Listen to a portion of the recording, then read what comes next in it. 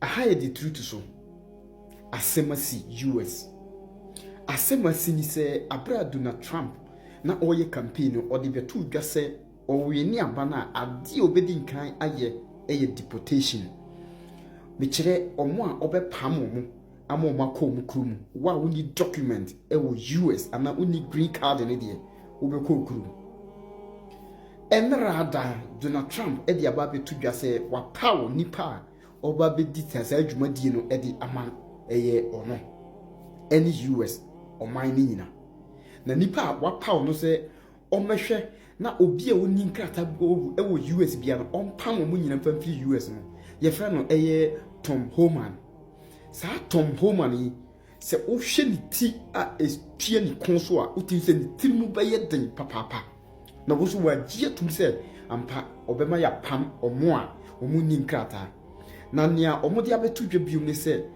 usiki for asylum a woka ho bi no more asylum in United States yɛbɛ deporto asylum na wasiki mpo no yɛbɛ cancel yɛbɛ deporto ɛna afei yakun sɛ yɛbɛtime deporto nipa 11 million nti we ɛyɛ mass deportation ɛna ɛba bɛba no na ɔmo san kyerɛ mu kosi me video no bɛto ɔmo san kyerɛ mu kosi sɛ impo oni obi awo na akwala no ɛwɔ nkrata mfa sɛ akwala no yɛ citizen na mmom wo papa no oni nkrata ana wo ne wo maame no oni nkrata yɛbɛ deporto mu family no na aban agye akwala no aka US because akwala no nkwa na wɔ nkrata sɛ afidie sɛ mo hu ɛbobɔba ya bia yɛka mu wɔ kwantu mu a yɛse mo ma nyina yɛnka mom na yɛm build ɔman Ghana enema nkoyie mo de party kata moni NPP NDC sa afidie mo hu obi bɛbo ama wane a sɛbe enti sɛ wagye nan one mo be US was say omo kikako enti Donald Trump say deportation die duri to banka no doubt nti sɛ Ghana e bɛka sɛ wayi minister of deportation a ono adwuma a ɔbɛya mo atwia ne kama no na wahwɛ omo border no nyinaa make sure sɛ obi ansa miwura mu sɛ mo hu mo nkora ye die yi no sɛ fe de mo hu menhwe video na Welcome back to CBS News 24/7. I'm Reed Cowan. So President-elect Donald Trump shaping up the list of leaders joining him for a second term in the White House. He announced former ICE acting director Tom Homan will take over border control. But listen to this. Homan had this to say to 60 Minutes just days before Donald Trump won the election. I hear a lot of people say, the talk of a mass deportation is racist. It's threatening to the immigrant community. It's not threatening to the immigrant community. It should be threatening to the illegal immigrant community. But on the heels of a historic illegal immigration crisis, that has to be done. What would the largest deportation in American history look like to you? Well, let me tell you what's not going to be first. It's not going to be a mass sweep of neighborhoods. It's not going to be building concentration camps. I've read it all. It's ridiculous. But if mass deportation is not going to be, as you said, massive sweeps and concentration camps, there'll be concentrated, what is it? There'll be targeted arrest. He was also asked by our reporter there, what about separating families? He said families can be deported together. So let's bring in Bart Jansen right now on the stream for more on this. He's the Justice Department reporter for USA Today. What more do we know about his history on these immigration policies? Well, he was a bit of a lightning rod during Trump's first administration when he was head of ICE.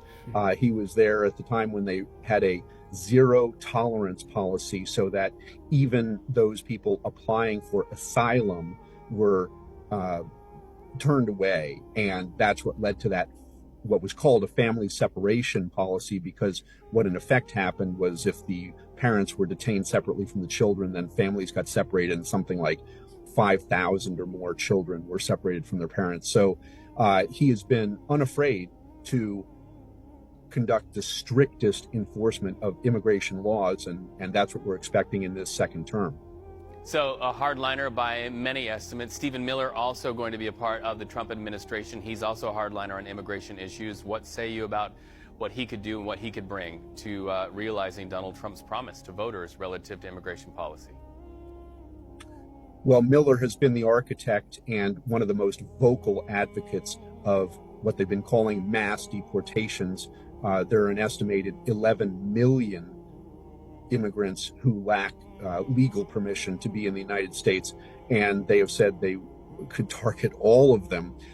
In more refined statements, Trump and his allies have said first they will target criminal aliens and so deport them, get rid of them the fastest. But what's unclear to immigration advocates is that anyone who asks for asylum typically gets court hearings. Those hearings are backed up for years. Right. And so if they get rid of the hearing process, then that would perhaps move things more swiftly. Bart Jansen, Justice Department reporter with USA Today, thank you so much for speaking with us. I have a feeling we'll be talking a lot in the weeks and months to come. And that being said, President-elect Donald Trump recently announced that Tom Homan, his former acting U.S. Immigration and Customs Enforcement Director, or ICE, will be in charge of mass deportations pledged by Trump during his campaign. Homan will be Trump's border czar, as it were. Who is Homan, and how does he plan to deport the millions of illegals in the United States? That's the big question. You see, even as the exact number of people who could face deportation remains unknown, statistics offered by the Center for American Progress, it puts the number of undocumented immigrant population in the United States at around 11.3 million. Around 7 million of them are working people. That's how many people Trump's border czar could possibly deport. During his election campaign, Trump had pledged to end the temporary protected status that allows workers from select countries to come to the United States for work. According to experts, the consequences of such a move will be felt in most sectors. I'm talking about construction, housing, agriculture. Let's just take a step back and consider what's at stake here. As I mentioned, we're talking about millions of people who risk losing jobs.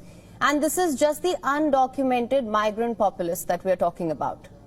The first group likely to be targeted are those considered to be threats, possibly those who entered the United States legally as part of outgoing President Joe Biden's programs. Let me reiterate, those who entered legally under Joe Biden's programs. That is reportedly more than 1.3 million immigrants. The second group likely to be targeted includes Chinese men deemed to be of military age and have been living illegally in the United States.